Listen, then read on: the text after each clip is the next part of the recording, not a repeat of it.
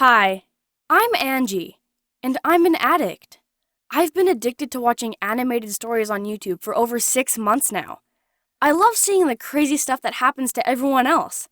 Absolutely nothing interesting ever happened to me. My parents weren't divorced, my brother didn't eat spiders, and I wasn't allergic to anything. My life was so boring.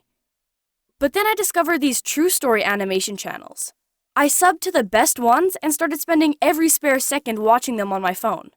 I loved unexpected plot twists, so was always on the lookout for interesting thumbnails and weird titles. The crazier the better. Hang on. Ooh, I'll watch that one next. Anyway, I wasn't supposed to use my phone in bed at night, but I'd sneak it into my room and stay up late watching animated stories. Then I'd hide my phone under my pillow just before I fell asleep. Once, I woke up during the night thinking I heard voices coming from downstairs. So I got up and went down, thinking I might catch my parents doing weird things with the neighbors or something. Instead, someone was sitting on the sofa. The light from a phone was shining up into a face. I couldn't believe my eyes. It was Liam, a boy from school I'd been crushing on. "How'd you get in? What are you doing here?" I demanded as I walked towards the sofa. "The door was open. Sit down, Angie," he said, patting the spot beside him. As I got closer, I realized he was watching an animated story. I sat with him to watch the rest of the video. It was an old one I'd seen before, about a boy who caught his mom cheating with his uncle. But just before we got to the good bit, Liam leaned over and kissed me. Things escalated pretty quickly. Then, after he left, I crept back up to bed. When I woke up the next morning, I thought I must have been dreaming. But then Mom asked me what was wrong with my neck. When I looked in the mirror, there was a big red mark on the side of it. A love bite.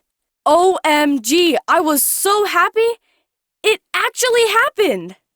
At school that day, I approached Liam at lunch and asked if I was going to see him again tonight. His friends gave him a strange look. "What are you talking about?" he said. I just smiled and pointed to the love bite on my neck. He looked me right in the eyes, then slowly shook his head and walked off with his friends. Liam obviously didn't want them to know about us. I didn't see him that night, or any night for the next few weeks. I got pretty depressed, thinking I'd just been used, and started putting on weight.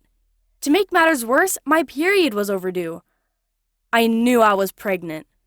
But it was like Liam was avoiding me, and I couldn't tell my parents because they'd kick me out of the house. I didn't know what to do.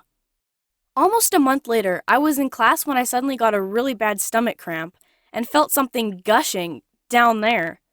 I stood up, tied my sweater around my waist, and ran out to the toilets.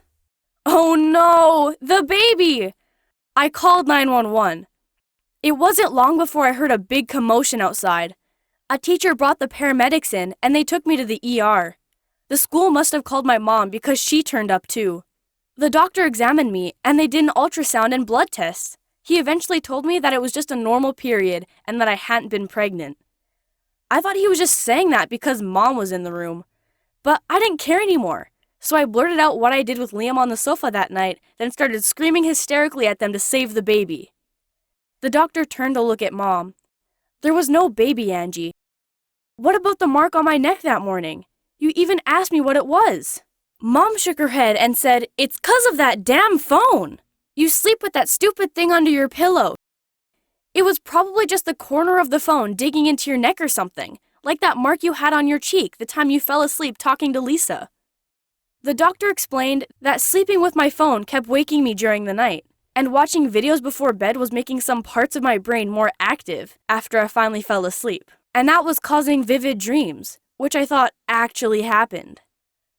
It took a while for me to realize that meant Liam had never actually been to my house that night, so I was never pregnant.